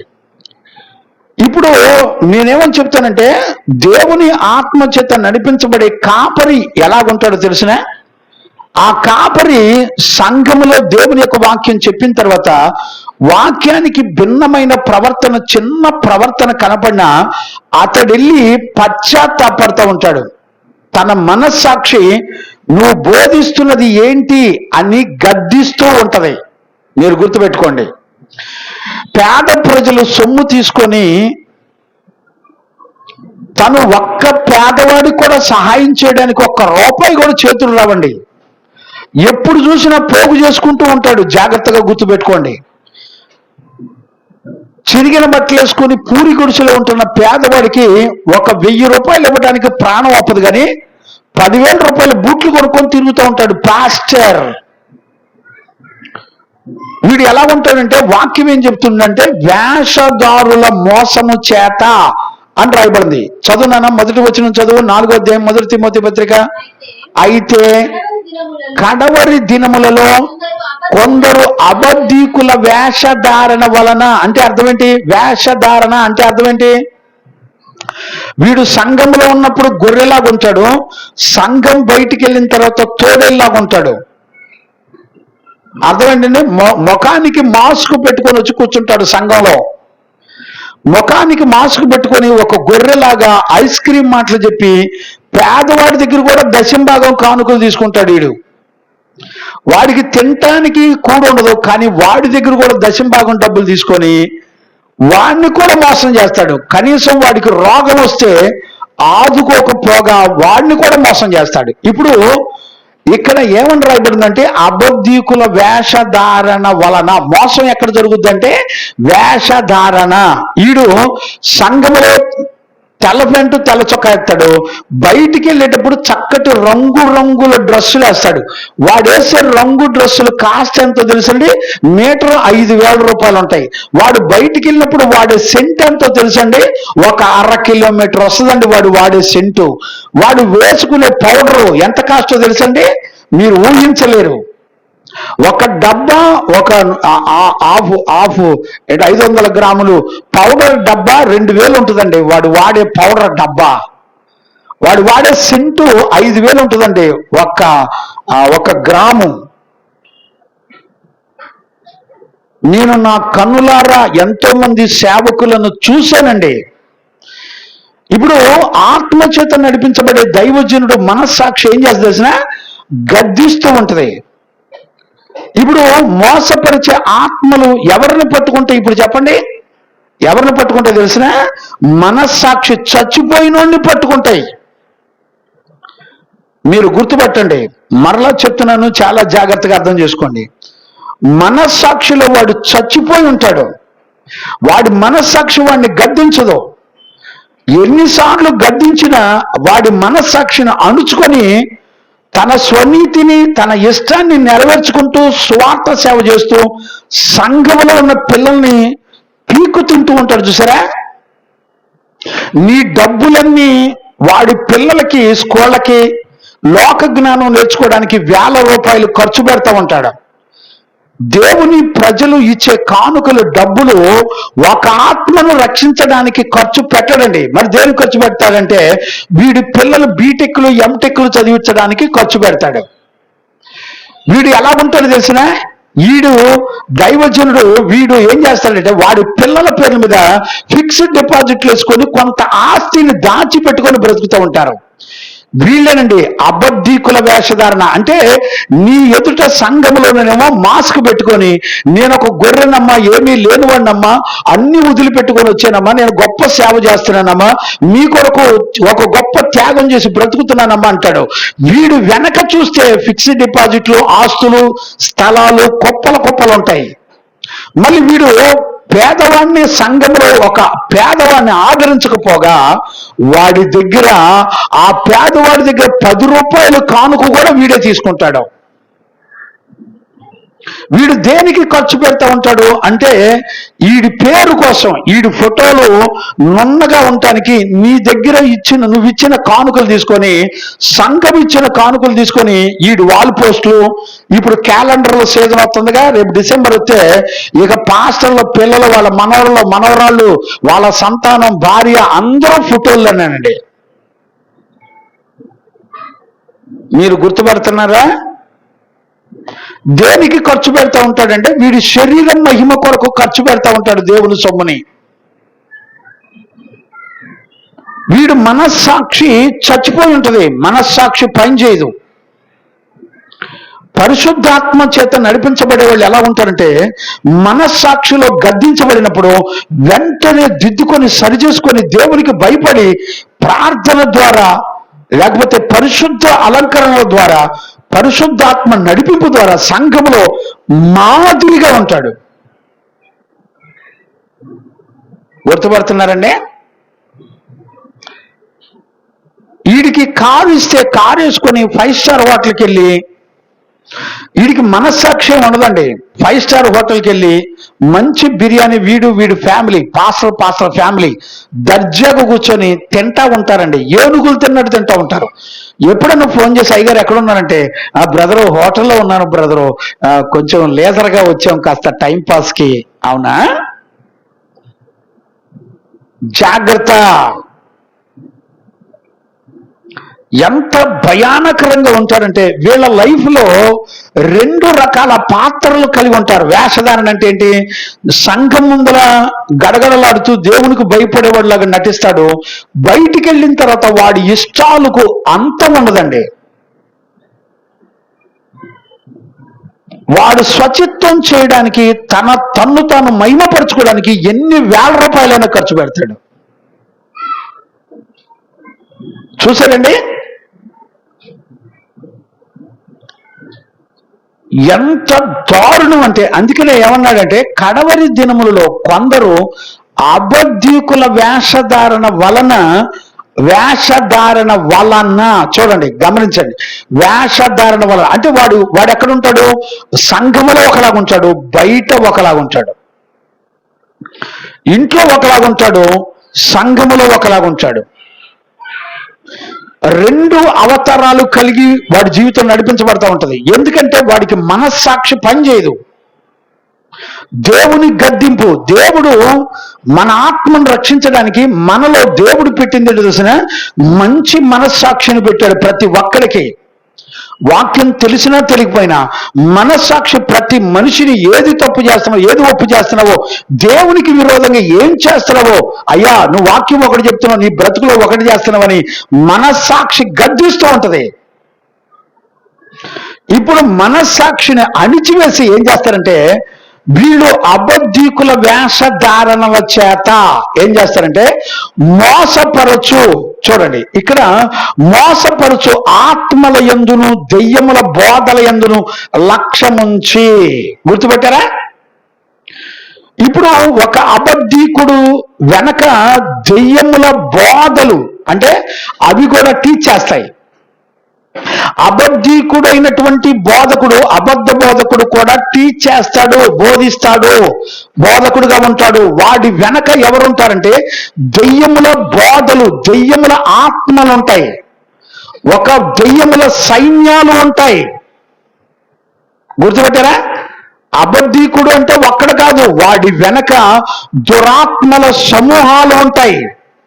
ఏ రోజున కూడా సంఘం ఏమనుకుంటుందంటే, ఇక్కడ మోసం ఎక్కడ జరుగుద్దంటే సంఘం ఏమనుకుంటుందంటే ఇప్పుడు ఆయన ఏదో అబద్ధం ఏదో ఒకటి అబద్ధాలు చెప్తాడు అనుకో, ఏముందిలే దేవుడు కనికరిస్తాడులే. ఏ అబద్ధము సత్య సంబంధమైనది కాదు అని దేవుని యొక్క వాక్యం చెప్తుంది. మొదటి యోహాను పత్రికలో మనకు స్పష్టంగా చెప్తుంది, ఏ అబద్ధమును సత్య సంబంధమైనది కాదు. సంఘము సత్యమునకు స్తంభము వలె ఆధారమై ఉన్నదని వాక్యం చెప్తుంది. గమనించారా? దేవునికి మహిమ కలుగునుగాక. ఇప్పుడు వీడేం చేస్తాడంటే చూడండి, మోసపరచు ఆత్మల దెయ్యముల బోధ యందు లక్ష్యముంచి. అంటే ఇప్పుడు వీడేం చేస్తాడు, సత్యవాక్యాన్ని విడిచిపెట్టేస్తాడు. ఎందుకని? సత్యవాక్యంలో దేవదూతల్లాగా ఉంటారు, గొప్పలాగా ఉంటారు, మీరు మెరుపులుగా ఉంటారు. ఇప్పుడు చూడండి, వీడు వాల్ పోస్టులో ఏమేస్తాడు తెలిసిన పావురాన్ని వేస్తాడు. పావురాన్ని వేసి పావురం వెనక ఏమేస్తాడు తెలిసిన అగ్నిని వేస్తాడు, అగ్ని కిరణాలు వేస్తాడు. వీడి జీవితంలో అగ్ని పనిచేయదు, పాపాన్ని కాల్చే పరిశుద్ధత అనే అగ్ని పనిచేయదు. వీడు దేవుని పరిశుద్ధతను పక్కన పెట్టి వీడు ఆర్టిఫిషియల్ అగ్ని వేసుకుంటాడు, కళ్ళు ఎర్రగా వేసుకుంటాడు పాంప్లెట్లలో. గుర్తుపెట్టారా? ఎప్పుడో చచ్చిపోయినోడు పాస్టర్ల ఫోటోలు వేసుకుంటున్నారు కానీ బతుకున్న యేసుక్రీస్తు వాక్యం రాయటానికి మాత్రం పెద్ద ప్లేస్ ఉండదు పాంప్లెట్లో. పాంప్లెట్లో వాక్యాన్ని చాలా చిన్న అక్షరాలతో రాస్తారండి. మనుషుల ఫోటోలు చూడండి, పెద్ద పెద్ద ఫోటోలు వేస్తారు. ఫోటోల్లో జీవం ఉందా, వాక్యంలో జీవం ఉందా? వీడే అబద్ధీకుల దెయ్యముల బోధ చేసేటువంటి దురాత్మ చేత నడిపించబడేటువంటి బోధకులు. ఏ వాక్యములో జీవం ఉందో ఆ వాక్యాన్ని పక్కన పెట్టేస్తాడు. ఈరోజు ఒక యవనస్తుడు నాకు మెసేజ్ పెట్టాడండి. ఏదో స్కూల్లో చెప్తారు చూడండి అమ్మా, ఏదో ఒక వాక్యం సూత్రం చెప్తారు, సూత్రం లాంటివి చెప్తారు. ఇంగ్లీష్లో ఏమంటాం? ప్రొవెబ్స్, రైట్, ప్రొవెబ్ చెప్తారు. అలాంటి ఒక మనుషుల చేత కల్పించబడిన ఒక ప్రొవెబ్ ఆ కొటేషన్ పెట్టి రాసి పంపించాడు. నేను చూసా. యవనస్తుడికి ఏమని చెప్పానంటే, యవనస్తుడా నువ్వు పెట్టిన మాట బాగానే ఉంది, వినటానికి చూడడానికి బాగుంది, కానీ అందులో జీవం లేదు. అదే దేవుని యొక్క వాక్యం పెడితే ఆ వాక్యం మనిషిలో ఉన్న పాపాన్ని చంపుతుంది, అందులో జీవం ఉంది. వాక్యం పెట్టి కానీ ఇలాంటి మనుషుల చేత ప్రొవెబ్స్ పెట్టి మనుషులు తృప్తిపరచడానికి ట్రై చేయమాకని చెప్పి మెసేజ్ పెట్టా. మరి వాడికి ఎంతవరకు అర్థమైందో నాకు తెలియదు. గుర్తుపెట్టారా? ఈరోజు ఏం చేస్తున్నారంటే గలతీ సంఘం కూడా ఏం చేస్తుందంటే సువార్తను ఉన్నట్టుగా నమ్మకుండా అదేం చేస్తుందంటే కలిపి చెరిపేస్తుంది. మీరు గలతీ సంఘంలో గనక మనం చూస్తే ఆ మాట మనం చెప్పొచ్చు. గలతీ సంఘం మొదట ఆత్మానుసారంగానే ప్రారంభమైందంట. చదువున్నాను ఆ మాట. 3వ అధ్యాయం, గలతీ పత్రిక 3వ అధ్యాయం 3వ వచనం నుంచా 2వ వచనం నుంచి? మీరెంత అవివేకులైతురా. ఎన్నో వచనం? 3వ వచనం. గలతీ పత్రిక 3వ అధ్యాయం 3వ వచనం. మీరింత అవివేకులైపోయారేంటి? మొదట ఆత్మానుసారం ఇప్పుడు చూడండి, మొదట ఆత్మానుసారంగా ప్రారంభించి అంటే అర్థం ఏంటి? మొదట ఆత్మానుసారంగా ప్రారంభించి అంటే మొట్టమొదట వీళ్ళు సత్య సంబంధమైన దేవుని పరిశుద్ధుల ఉపదేశాన్ని, సత్యవాక్యాన్ని నమ్మి అంగీకరించి వెంబడించినటువంటి వాళ్ళు. వీళ్ళు ఏమయ్యారు? కంటిన్యూ చేయనా? ఇప్పుడు శరీరానుసారంగా పరిపూర్ణులగుదురు. ఇప్పుడు శరీరానుసారంగా మీరు పరిపూర్ణులు అవుతారా? వ్యర్థముగానే ఇన్ని కష్టములు అనుభవించితిరి. వ్యర్థముగానే ఇన్ని కష్టాలు మీరు అనుభవించుతారా? అది నిజముగా వ్యర్థమగునా? అది నిజముగా వ్యర్థమగునా? ఆత్మను మీకు అనుగ్రహించి ఇప్పుడు చూడండి, ఆత్మను మీకు అనుగ్రహించి మీలో అద్భుతములు చేయించువాడు మీలో అద్భుతాలు చేయించువాడు ధర్మశాస్త్ర సంబంధ క్రియల వలన ధర్మశాస్త్ర సంబంధమైనటువంటి క్రియల వలన లేక లేక విశ్వాసముతో వినుట వలన ఇప్పుడు చూసారా, విశ్వాసముతో వినుట వలన. చూడండి, ఆత్మ చేత సత్యము చేత నడిపించబడేవాడు విశ్వాసముతో వినుట వలన అనేటువంటి అనుభవంలో నడిపించబడతాడు. ఇక్కడ విశ్వాస భ్రష్టులైపోయారట. ఎవరిని బట్టి? ఎవరిని బట్టి? వేషధారులు, వాళ్ళ అబద్ధ బోధల చేత, వాళ్ళు దెయ్యముల బోధల చేత. ఇప్పుడు చూడండి, దెయ్యముల బోధ ముందల ఏ మాట వాడంటే వేషధారులు అంటే అర్థం ఏంటి? లోపల ఒకటి బయట ఒకటి కలిగి ఉంటారు. వీళ్ళని వేషధారులు అంటారు. సంఘాన్ని దేనికి నడిపిస్తూ ఉంటాడంటే సంఘము పేరు చెప్పి వీడు సంపాదించుకుంటూ ఉంటాడు. వీడు ఫిక్స్డ్ డిపాజిట్లు సంపాదించుకుంటూ ఉంటాడు, ఆస్తులు పోగు చేసుకుంటూ ఉంటాడు. సంఘంలో పేదవాడు 10 రూపాయలు, నిజంగా వాడికి రోగం వస్తే ఆ రోగాన్ని తొలగించుకోవడానికి కనీసం ట్రీట్మెంట్ చేయించుకోవడానికి కూడా పైసా ఉండదండి. అలాంటి వాడు ఇచ్చిన కానుక కూడా తీసుకొని వీడు దర్జాగా 5 స్టార్ హోటల్లో తిని తిరుగుతూ ఉంటాడు. అందుకనే దెయ్యముల బోధ వెనక ఎవడు పనిచేస్తాడంటే ఒక వేషధారి పనిచేస్తాడు. వేషధారి అంటే ఇప్పుడు వాడి మనస్సాక్షిలో చచ్చిపోయినటువంటి వాడు. వాడి మనస్సాక్షి ఏమాత్రం కూడా స్పందించదు. అరే, నువ్వు దేవుని ప్రజలను మోసం చేసి డబ్బులు ఆస్తులు సంపాదించుకొని నీ పిల్లల పేర్ల మీద ఫిక్స్డ్ డిపాజిట్లు చేస్తున్నావు. అయ్యో, నువ్వు ప్రజలను మోసం చేసి నీ బ్రతుకు తెరువు కోసం ఆస్తులు సంపాదించుకుంటున్నావని గద్దించే మనస్సాక్షి వాడిలో పనిచేయదు, స్పందించదు. గుర్తుపెట్టారండి? ఇప్పుడు నువ్వు అలాంటి వాడి దగ్గరికి వెళ్ళి వీళ్ళంతా, ఇప్పుడు గలతీ సంఘం ఎలాంటిది? మొదట ఆత్మానుసారంగా ప్రారంభించింది. ఇప్పుడు అది ఎట్లా మారిపోయింది? మొదటి అధ్యాయం చదువునా? మొదటి అధ్యాయము 6వ వచనం నుంచి చదువు. క్రీస్తు కృపను బట్టి యేసుక్రీస్తు యొక్క కృపను బట్టి మీరు పిలిచిన వారిని విడిచి భిన్నమైన సువార్త తట్టుకు మీరింత త్వరగా తిరిగిపోవట చూడగా నాకు ఆశ్చర్యమగుచున్నది. భిన్నమైన సువార్త తట్టుకు తిరిగిపోవుట చూడగా నాకు ఆశ్చర్యమగుచున్నది. తిరిగిపోవుట చూడగా నాకు ఆశ్చర్యమగుచున్నది. అది మరి యొక్క సువార్త కాదు గాని క్రీస్తు సువార్తను చెరుపగోరి మిమ్మల్ని కలవరపరిచి వారు కొందరు ఉన్నారు. చూడండి, చూడనా, అది మరి ఒక సువార్త కాదు గాని క్రీస్తు సువార్తను చెరుపగోరి యేసుక్రీస్తు యొక్క సువార్తను చెరపగోరి మిమ్మును కలవరపరచు వారు కొందరు ఇప్పుడు చూడండి, యేసుక్రీస్తు సువార్తనే చెరిపేస్తారంట. ఇప్పుడు సువార్తలో చెరపటం అంటే సాతాను ఆది కాండంలో ఎలా యుద్ధం చేశాడు? ఏం చెప్పలా, నువ్వు చావవు, నువ్వు బ్రతికే ఉంటావు, దేవదూతలాగా ఉంటావు, మరి చాలా గొప్పగా ఉంటావు, నీ కళ్ళు తెరవబడతాయి, నీ కళ్ళు తిప్పి చూస్తే నీ పిల్లిగడ్డం, నీ కోటు సూట్లు కనపడతావు, సంఘము మాత్రం పేదరికంలో ఉంటది, నువ్వు మాత్రం రిచ్లో ఉంటావు అని చెప్తుంది. ఇదే సువార్త అండి. అంటే సువార్త పేరు చెప్పి ఏం చేస్తాడు తెలిసిన, ప్రజల దగ్గర సొమ్ములు పోగు చేసుకుని బతుకుతూ ఉంటాడు, ఆస్తులను కూడగట్టుకుంటూ ఉంటాడు. ఈడే వేషధారుడైన అబద్ధ బోధకుడు, దెయ్యముల చేత నడిపించబడే దుర్బోధకుడు. అంటే గుర్తుపట్టలేరండి. ఇప్పుడు ఇక్కడ ఏమని చెప్తుంది? కంటిన్యూ చేయనా? గలతీ 1:7-8 కంటిన్యూ చేయి. అది మరి ఒక సువార్త అది కాదు మరి ఒక గాని సువార్త కాదు గాని క్రీస్తు సువార్తను చెరుపగోరి క్రీస్తు యొక్క సువార్తను చెరపగోరి మిమ్మను కలవరపరచు వారు కొందరు మిమ్మల్ని ఉన్నారు. కలవరపరిచేటువంటి వాళ్ళు కొంతమంది ఉన్నారు. మేము ఆ. మీకు ప్రకటించిన సువార్త గాక ఇప్పుడు చూడండి, మేము మీకు ప్రకటించిన సువార్త కాకుండా ఒక సువార్తను వేరొక సువార్తను మేమైనను పరలోకం నుండి వచ్చిన ఒక దూత అయినను పరలోకం నుండి వచ్చిన ఒక దూత అయినను మీకు ప్రకటించిన ఎడల మీకు ప్రకటించిన ఎడల అతడు శాపగ్రస్తుడవును గాక. గమనించారండి, పరలోకం నుండి వచ్చిన దేవదూత అయినను మేమైనను మీకు ప్రకటిస్తే వాడు శాపగ్రస్తుడవుతాడు అని వాక్యం చెప్తుంది. ఇప్పుడు చెప్పండి, ఇప్పుడు మీరు 2వ వచనంలోకి రండి, 4వ అధ్యాయం 2వ వచనంలోకి రండి అనే మొదటి తిమోతి 4వ అధ్యాయం 2వ వచనంలోకి రండి. వేషధారణ వలన ఇప్పుడు చూడండి, వేషధారణ వలన మోసపరచు ఆత్మల యందును. గమనించారా? వేషధారణ వలన మోసపరుచు ఆత్మల యందు ఆత్మల వలన ఆత్మల యందును ఆత్మల యందును దెయ్యముల బోధ యందును దెయ్యముల బోధ యందును లక్ష్యముంచి. ఇప్పుడు చూడండి, ఎవరు లక్ష్యం ఉంచారు? లక్ష్యం ఉంచి అంటే అర్థం ఏంటి?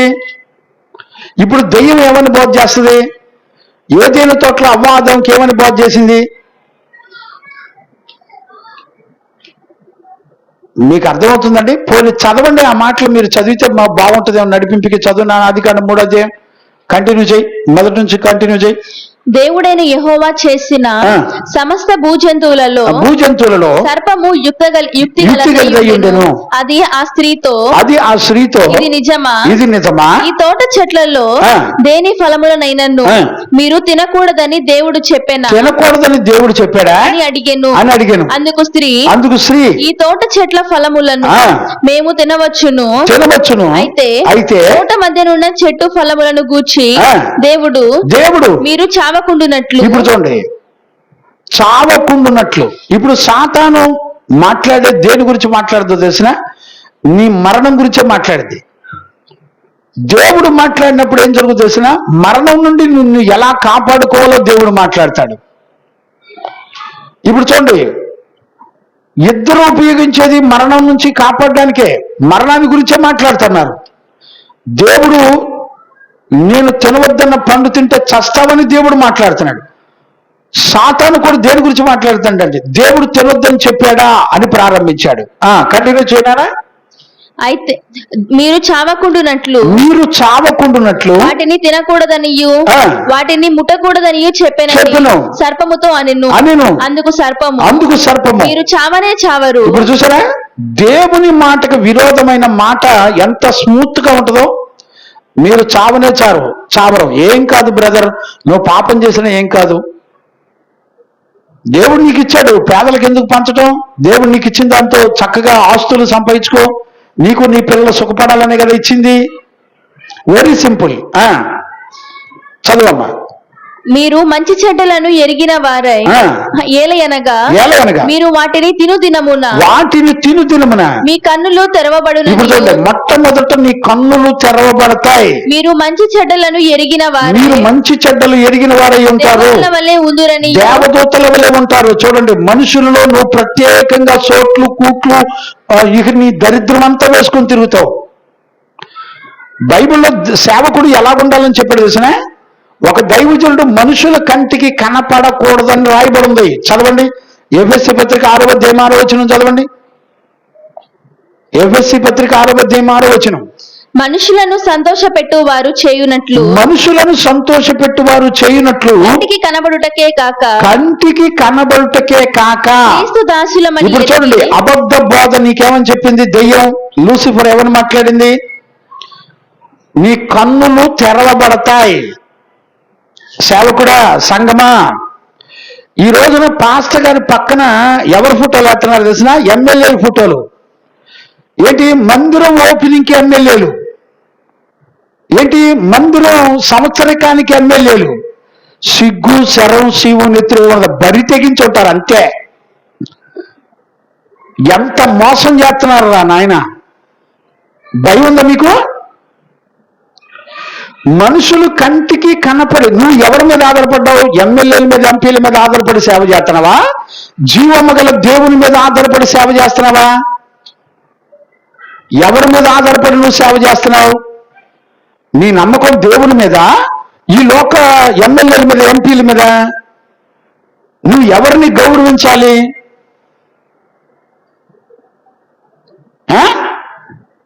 చదువు నాన్న, చదువు. మనుషులు కంటికి కనపడుట కొరకే కాక క్రీస్తు దాసులమని ఎరిగి యేసుక్రీస్తు దాసులమని ఎరిగుండి చిత్తమును మనఃపూర్వకముగా దేవుని చిత్తమును మనఃపూర్వకంగా జరిగించుచు మనుషులకు చేసినట్టు కాకుండా చేసినట్టే ఆ. ఇష్టపూర్వకముగా సేవ చేయుడి. ఇష్టపూర్వకంగా సేవ చెయ్యండి. ఏంటి? ఇప్పుడు ఈ ఆత్మ సంఘములో దైవజనుడు ప్రజలందరికీ కనపడాలి. ఇప్పుడు హైదరాబాద్ సతీష్ పాస్టర్ గారు అయితే ఏకంగా ఎల్సిడిలో పెట్టేశాడు. ఇక సంఘముతో దైవజనుడు ముఖాముఖిగా ఏమక్కర్లా, ఎల్సిడి సేవలు వచ్చేసినాయి. అసలు వినే వాక్యం వినే సంఘ పిల్లలు ఏ త్రోవలో నడుస్తున్నారు, ఏ క్రమశిక్షణలో నడుస్తున్నాడు, దైవజనుడు దగ్గరుండి చూచి పెంచాలి. సంఘ కుటుంబాలను దైవజనుడు దగ్గరుండి వాళ్ళకి చక్కటి మేత పెట్టి తిన్న తర్వాత వాళ్ళు ఎక్కడికి వెళ్తున్నారు, ఏ మార్గంలో ప్రయాణం చేస్తున్నారు, ఎటు ప్రయాణం చేస్తున్నారు, వాళ్ళు ముందు వెనక ఉండి నడిపించాలి సేవకుడు. ఇప్పుడు ఎల్సిడీలు పెట్టి కాపరి లేకపోయినా ఈ టెక్నాలజీని ఉపయోగించుకొని వాక్యం చెప్పేవాళ్ళు ఎంతోమంది ఉన్నారు. ఏం చెప్తాను చెప్పండి? భయం వేస్తుందండి. వాడు 24 గంటలు దెయ్యముల బోధల చేత నడిపించబడుతూ ఉంటాడు అంతే. ఒక అబద్ధ బోధ వేషధారణ వలన, చూడండి జాగ్రత్తగా అర్థం చేసుకుని, ఒక వేషధారణ అంటే 2 రకాల జీవితాలు. సంఘం ఎదుట ఒక జీవితం, సంఘం వెలుపల ఒక జీవితం, ఇంట్లో ఒక జీవితం, సంఘములో ఒక జీవితం. ఇలా వేషధారణ ద్వారా బ్రతికేవాడి వెనక దెయ్యముల ఆత్మలు పనిచేస్తున్నాయి. కొన్ని వందల దురాత్మల సమూహాలు పనిచేస్తున్నాయి. మనమేమనుకుంటున్నామంటే అయ్యో పాస్టర్ గారు వాక్యం చెప్తున్నాడు అనుకుంటున్నాం, కానీ వాడి వెనక 2 రకాల వేషధారణ కలిగిన బ్రతుకుతూ ఉంటాడు. వాడు వెనక దెయ్యముల ఆత్మలు పనిచేస్తూ ఉంటాయి. వీళ్ళు విశ్వాసము నుండి నిన్ను తొలగించి భ్రష్టులుగా చేసేస్తా ఉంటాయి. ఇప్పుడు మందిరంలో పెరుగుతాడు, మందిరానికి వస్తాడు, కానీ ధనాశ కలిగి పెరుగుతూ ఉంటాడు. మందిరానికి వస్తాడు, ఉద్యోగాల మీద ఆశతో బ్రతుకుతూ ఉంటాడు. మందిరానికి వస్తాడు, స్థలాలు ఆస్తులు కొనుక్కోవడానికి వస్తూ ఉంటాడు. అవన్నీ కొనుక్కోవడం తప్పని కాదండి. మొదట నీ ఆత్మ రక్షించబడకుండా, పరిశుద్ధ జీవితం పట్ల నీకు ఆలోచన లేకుండా, మన బ్రతుకులో అయ్యగారు ప్రార్థన చేస్తే మా అమ్మాయి పాస్ అవుద్ది, అయ్యగారు ప్రార్థన చేస్తే ఎర్రతోలు భర్త వస్తాడు, అయ్యగారు ప్రార్థన చేస్తే మంచి ఆస్తి కలిసి వస్తుంది, అయ్యగారు ప్రార్థన చేస్తే కోర్టులో ఉన్న కేసులో ఉన్న ఆ ఆస్తులన్నీ కలిసి వస్తాయి. దీనికి వాడుకుంటారు. దినాలకి, తద్దినాలకి, పండగలకి, వీటికి వాడుకుంటూ ఉంటారు. వీళ్ళే నంబర్ 1 వేషధారుల, అబద్ధీకుల బోధలు చేసేటువంటి వాళ్ళు. అండి భయం ఉందండి. గలతీ సంఘం అంతా కూడా ఎలాంటి సంఘమో, గలతీ సంఘం ఆత్మచేత ప్రారంభించబడిన సంఘం ఈ రోజున ఏమైపోయింది తెలిసిన? భిన్నమైన సువార్త తట్టుకు తిరిగిపోయారంటండి. భిన్నమైన సువార్త తట్టు తిరిగిపోయిన తర్వాత పరలోకం నుండి దేవదూత వచ్చినా కూడా నమ్మొద్దు అని చెప్పాడు పౌలు. అలా అపోస్తుల ద్వారా మేము ప్రకటించిన సువార్త కాకుండా వేరొక సువార్త ఎవడైనా ప్రకటిస్తే ఆడు శాపగ్రస్తుడు అవుతాడని స్పష్టంగా చెప్తుంది.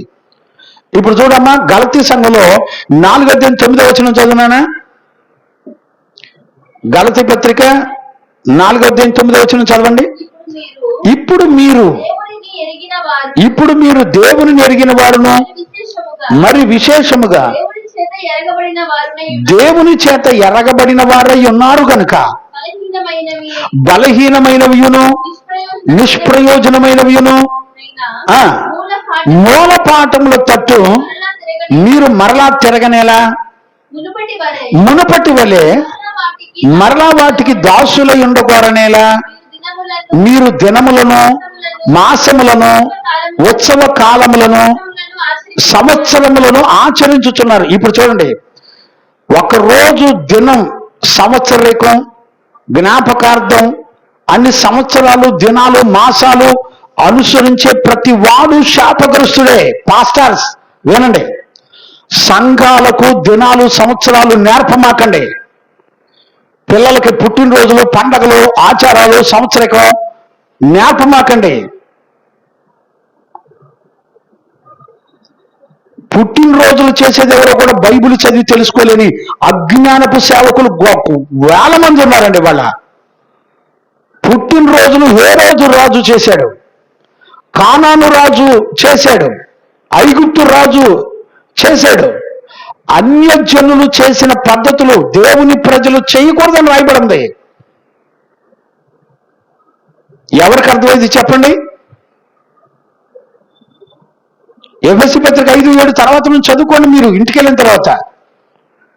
ఎంత భయంకరమైనటువంటి దేవుని ప్రజలు అన్యజనుల ఇష్టాలు చొప్పున ప్రవర్తించకూడదు. మీరు దినములు, మాసములు, సంవత్సరములు అనుసరించి అపోస్తులు పడిన ప్రయాస వ్యర్థమైపోద్ది. సంఘంలో డబ్బులు ఎక్కడొస్తాయంటే పాస్టర్కి పుట్టినరోజులు, పెళ్లి రోజులు, పండగ రోజులు చేస్తేనే వస్తాయండి కానుకలు. ఏమండి, మనలో పాపం చచ్చిపోవడానికి ఉపవాస కూటం పెట్టుకుంటారా చెప్పండి? ఒక దినాన్ని అనుసరించి, పుట్టినరోజును అనుసరించి నువ్వు చేసే కొత్త బట్టల దగ్గర నుంచి నువ్వు చేసే ప్రతి పని శపించబడుతుంది. నువ్వు, నీ పిల్లలు శపించబడతారు. గుర్తుపెట్టుకోండి. నీకు ధైర్యం ఉంటే, తెలుసుకోవాలనుకుంటే నా దగ్గర రండి, నేను చూపిస్తాను రెఫరెన్సులు. చదువుకోండి, అవునో కాదో ప్రార్థన చేసుకోండి, తెలుసుకోండి. ఇక సేవకుల పని ఏంటి? దినాలు, సంవత్సరకాలు చేయడానికే పుట్టారు సేవకులు. ఆ పనులు చేయడానికే సేవలు ఉంది, వాళ్ళ సంఘాల్లో ఉన్నాయి. సంవత్సరికం అంటే ఏదో ఏంటంటామో, ఏంటిది 10 ఏళ్ళు అవుద్ది, 20 ఏళ్ళు అవుద్ది అంటారు కదా, ఏంటిది అది? యానివర్సరీ. యానివర్సరీ లైటింగ్లు సంఘానికి, మందిరానికి, తినటానికి, ఎరగటానికి తప్ప దేనికి పనికిరావండి. అపోస్తులు ఎక్కడైనా సంవత్సరికాలు చేశారంటే చూపించండి. గలతీ సంఘం ఆత్మానుసారంగా ప్రారంభించి శరీరానుసారంగా పరిపూర్ణులు అవ్వాలని కోరుకుంటున్నారంటండి. భయం ఉందండి? నాకు సమయం అయిపోతుంది, ఇందులోకి వెళ్ళినానా? 3వ వచనం చదవన్నానా? ఆ అబద్ధీకుల వాత వేయబడిన మనస్సాక్షి గలవారై. చూసారా? అబద్ధ బోధకులకి ఏముండదంటే మనస్సాక్షి ఉండదండి. సంఘాన్ని చంపుకు తింటూ ఉంటారండి. వాళ్ళకి మనస్సాక్షి ఏముండదు, కనికరం ఏమి చూపించరు. అపోస్తులుడు పౌలు అపోస్తుల కార్యాల్లో రాశాడు 20:28లో, నేను వెడలిపోయిన తర్వాత మీ మధ్యలోకి తోడేళ్లు వస్తాయి. ఆ మాట చదువునానా? 29. నేను వెళ్ళిపోయిన తర్వాత క్రూరమైన తోడేళ్లు మీలో ప్రవేశించునని నాకు తెలియను. వారు మందను కనికరింపరు మరియు శిష్యులను తమ వెంట ఈడ్చుకొని పోవాలని వంకర మాటలు పలుకుచు మనుషులలో మీలో నుండే బయలుదేరును. చూశారండి? వీళ్ళు ఏం చేస్తారంటే పుట్టినరోజులు, పండగలు, సంవత్సరకాలు, ఏంటిదమ్మా ఇందాక ఏదో చెప్పారు, ఆ మాట ఏంటి, యానివర్సరీలు చేసుకొని తినటానికి, తాగటానికి నీ దగ్గర డబ్బులు ₹1,000 దోచుకొని తినేస్తా ఉంటారు. ఇక వీళ్ళ పని ఇదే పని. మందను కనికరించరు. సత్యము నుండి తొలగించి నీ మనసంతా ఏమని బోధ చేస్తా ఉంటారంటే, ఇక ఇంకేముంది, నీకు కళ్ళు వచ్చినాయి, దెయ్యాలు వచ్చినాయి, ఇక నువ్వు అయిపోతావు, నువ్వు పాపం క్షమించబడాలంటే ఒక ₹10,000 కడితే నీ పాపం క్షమించబడింది. అదేమంటే జక్కని తీసుకొచ్చి పెట్టి భయానకరమైన దుర్బోధలు చేసి ఆస్తులు సంపాదించుకుంటున్నారండి. పాపానికి డబ్బులు కలెక్ట్ చేస్తే పాపం పోద్దని చెప్పి ఆస్తులు సంపాదించుకునే సేవకులు కొన్ని 100 సంఘాలు ఉన్నాయండి. ఇప్పుడు అలాంటి సహవాసాల్లో చేరి సేవ చేసే సేవకులు కుప్పలు ఉన్నారు.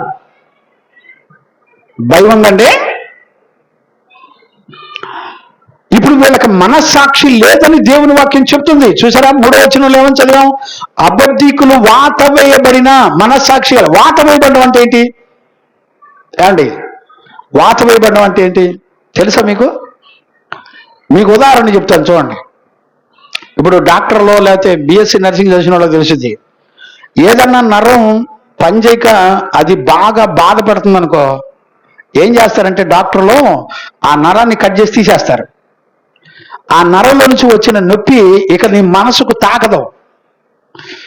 వాత వేయబడ్డం అంటే అర్థం ఏంటో తెలిసిన? తీసివేయటం. అంటే నీలో మనస్సాక్షి ఉండదు. ఇప్పుడు అబద్ధ బోధకుల మధ్యలో ఏమన్నా తెలిసిన? మనస్సాక్షి లేని వారై ఉంటారు. అంటే మనస్సాక్షిని చంపుకున్న వాళ్ళై ఉంటారు. ఇలాంటి వాళ్ళు సేవలో ఉంటారు. ఇప్పుడు నువ్వు పాపం చేస్తే డబ్బులు కడితే పోద్దని బోధిస్తున్నారంటే వీళ్ళు ఎలాంటి కిలాడి దొంగలు అంటారు? అదేమంటే జక్కైన చూపిస్తున్నారంటే ఏం మాట్లాడాలి వీళ్ళతో? పేర్లు చెప్పలేక మౌనంగా ఉంటున్నాను, బాగోదని. గమనించారా? వీడు మనస్సాక్షి, వాత వేయబడిన మనస్సాక్షి గలవారై వీళ్ళు ఏం చేస్తారు? 2 పనులు చేస్తారు. ఒకటి వివాహాన్ని నిషేధిస్తారు, రెండవది సత్య విషయమై అనుభవ జ్ఞానము గల విశ్వాసులు కృతజ్ఞతాస్తుతులు చెల్లించి పుచ్చుకొని నిమిత్తము దేవుడు సృష్టించిన ఆహార పదార్థాల కొన్నిటిని తినటం మానవలనని చెప్తారు. చూడండి, దేవుడు ఆది కాలంలో వివాహాన్ని, ఆహార పదార్థాలని దేవుడు ఆశీర్వదించాడండి. ఏ రెండింటిని ఆశీర్వదించాడో ఆ 2 మీరు కలిగి ఉంటే పరలోకం వెళ్ళరని చెప్తారు. వివాహాన్ని ఖచ్చితంగా నిషేధించే సంఘాలు ఉన్నాయి. గమనించారా?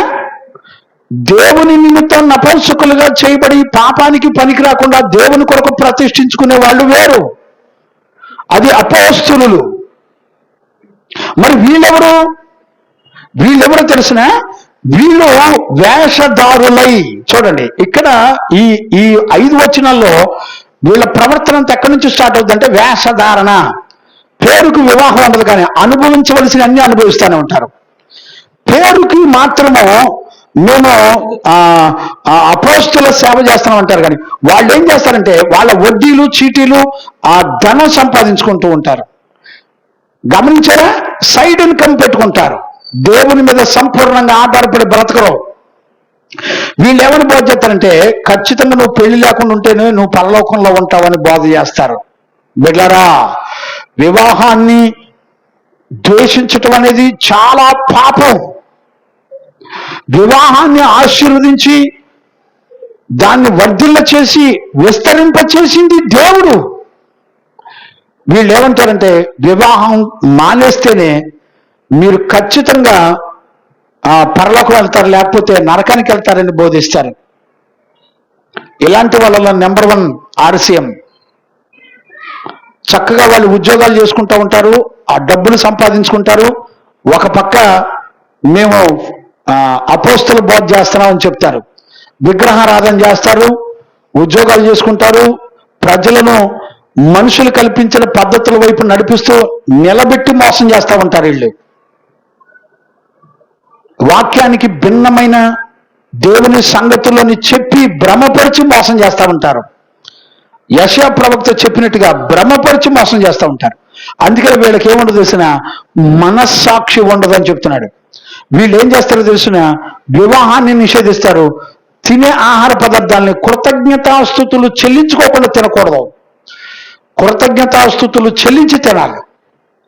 అలాంటి వాటిల్లో కూడా అనేక నియమాలు పెడుతూ ఉంటారు. 5వ వచనం చదువునానా? యాలయనగా అది దేవుని వాక్యము వలన ప్రార్థన వలనను పవిత్రపరచబడుచున్నది. ప్రార్థన చేసినప్పుడంట ప్రార్థన పరిశుద్ధపరిచిద్దంట. గమనించారా? ప్రార్థనలో ఎవరైతే ఎక్కువ గడుపుతున్నారో వాళ్ళు పరిశుద్ధులై జీవిస్తారు. వాళ్ళు ఏది చేసినా పవిత్రపరచబడుతుంది, పరిశుద్ధపరచబడుతుంది. ప్రార్థన చేస్తూనే మోసం చేసేవాళ్ళు కూడా చాలా మంది ఉన్నారు, గుర్తుపెట్టుకోండి. అందుకని వాళ్ళు అబద్ధీకుల వేషధారులు అని చెప్పబడింది. నేను సమయం లేక ఈ 5 వచనాలు జస్ట్ ఒక వ్యూను మాత్రమే మీకు ఇచ్చాను, గుర్తుపెట్టుకోండి. దేవునికి మహిమ కలుగును గాక, దేవునికి మహిమ కలుగును గాక. అందుకనే ఈ 5 వచనాల్లో ఇంపార్టెంట్ ఏంటిదంటే విశ్వాస భ్రష్టులు అయిపోతున్నారు అనేటువంటి విషయాన్ని మనందరం కూడా చూడొచ్చు. దేవునికి మహిమ కలుగును గాక. చూడండి నాన్న, నేను ఒక మాట నేను జ్ఞాపకం చేస్తాను. చూడండి, లూకాసు వార్తలో 8వ అధ్యాయం 13వ వచనం చదవండి నాన్న. లూకాసు వార్త 8వ అధ్యాయం 13వ వచనం ఒక్క మాట చదవండి, నేను ముగించేస్తాను. రాతి నేల నుండి వారు ఎవరు అనగా వాక్యం విన్నప్పుడు వాక్యాన్ని సంతోషంగా అంగీకరిస్తారు, గాని వాళ్ళకి కింద వేరు లేనందున కొంచెము కాలము నమ్మి. ఇప్పుడు వేరు లేకపోవటం అంటే ఏంటి? పరిశుద్ధులు, వాళ్ళ పైన అపోస్తులు ప్రతిష్ఠితులు లేకపోవటం వలన. ఇప్పుడు ఇంటికి చెట్టు వేరెవరో తల్లి తండ్రే, పిల్లలెవరో కాయలు. చెట్టు వేరులో తీపి ఉంటే కాయల్లో తీపి వస్తుంది, చెట్టు వేరులో చేదు ఉంటే కాయల్లో చేదు వస్తుంది. ఇప్పుడు వీళ్ళెవరో తెలిసిన అబద్ధీకుల వేషధారులు. వీళ్ళు సేవకు ఎట్టతారో తెలిసిన బైబిల్ కాలేజీలో ట్రైనింగ్లు అయ్యి 3 నెలలు 6 నెలలు సంవత్సరం ట్రైనింగ్లు అయ్యి వచ్చే బ్యాచ్. ఎవరో కూలికి బోధించే వాడి దగ్గర నేర్చుకొని వచ్చి సేవ చేసేటువంటి బ్యాచ్. వీళ్ళు పరిశుద్ధులైన అపోస్తలుల దగ్గర నేర్చుకుంటే వాళ్ళు ఈ లోక ఆశలు, శరీర ఆశలు, లోకానికి పాకపానికి పనికిరాని ఒక ప్రతిష్ట కలిగిన జీవితం చేస్తారు. వాళ్ళ దగ్గర ట్రైనింగ్ అయి సేవ చేస్తే అప్పుడు నేర్చుకొని అపోస్తలుల చేత పంపబడి సేవకులుగా, బోధకులుగా, ప్రవక్తలుగా సేవ చేయొచ్చు. వీళ్ళ దగ్గర వాక్యం విని ఆనందపడతారు. కానీ కింద ఎవరు లేరంటే చెట్టు వేరు లేనందున మాదిరి చూపించే పరిశుద్ధులు లేకపోవడం వలన వీళ్ళు బ్రతికి సేవ చేస్తూ వడ్డీలు, వ్యాపారాలు, ఆస్తులు, పిల్లల్ని ఎంటెక్లు, బీటెక్లు చదివించు దేవుని ప్రజలు ఇచ్చే సొమ్ముతో చేసే పనులండి. భయం ఉందండి? ఇప్పుడు చెప్పండి, ఈ విషయాలు విశ్వాసం నుండి నిన్ను తొలగించేస్తాయి. విశ్వాస భ్రష్టులు. ఉదాహరణకి దేమా ఉన్నాడు 2వ తిమోతి పత్రికలో. ఇంకా చాలా మంది ఉన్నారు పౌలు దగ్గర విడిచిపెట్టిన వాళ్ళు. గమనించారండి? దేమా లోకమును స్నేహించి పౌలును, సత్యవాక్యాన్ని, సంఘాన్ని వదిలిపెట్టి వెళ్ళిపోయాడండి.